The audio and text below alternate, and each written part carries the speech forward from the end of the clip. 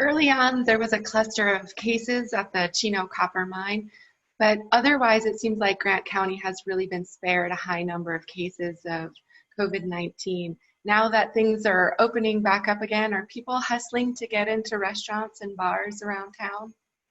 It appears so. In some respects, the pandemic, the attitude seems to be that the pandemic's over here.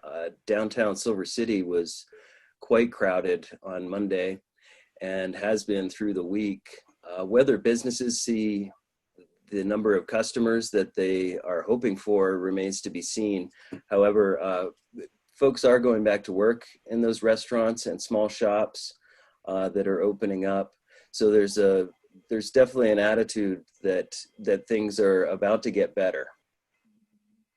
So there was one restaurant, maybe more, that defied the state's public health orders and remained open. How did people respond to that? And were there other businesses that followed suit during that time period? Jalisco Cafe was the single restaurant in the area, and I think just one of two in New Mexico that opened early at a reduced capacity, somewhat trying to comply with the governors, with the state's direction, but definitely flouting the law.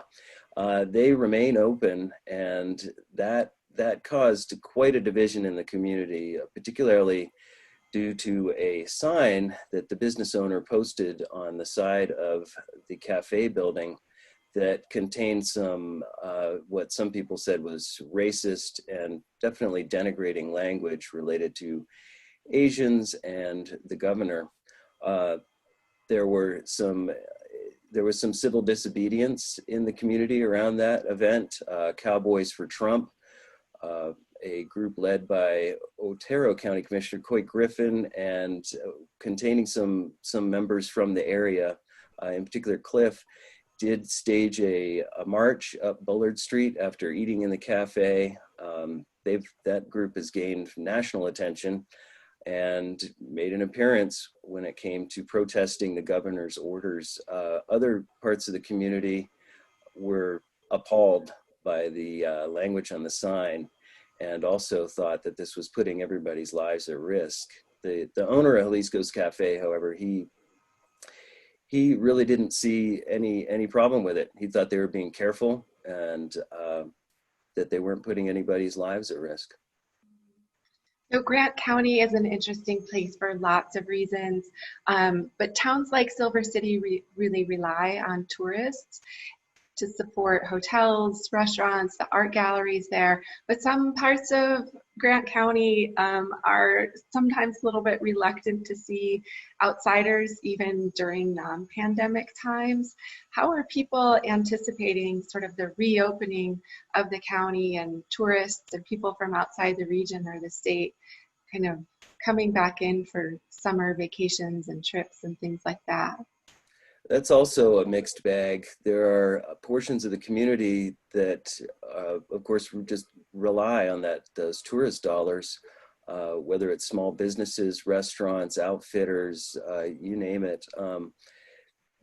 There was quite a bit of reaction among locals here in Grant County earlier on in the pandemic when there was just a lot of out-of-state license plates in the forest and in town. It seemed that in late March and April, folks from California, Arizona, Texas, Colorado, Utah, all over were sort of flocking to the Gila National Forest to escape the pandemic. But of course, they're going to be buying supplies in town, and that generated quite a bit of reader reaction at the Daily Press. We got a number of letters complaining that the folks that were visiting basically were being irresponsible and putting everyone's lives at risk.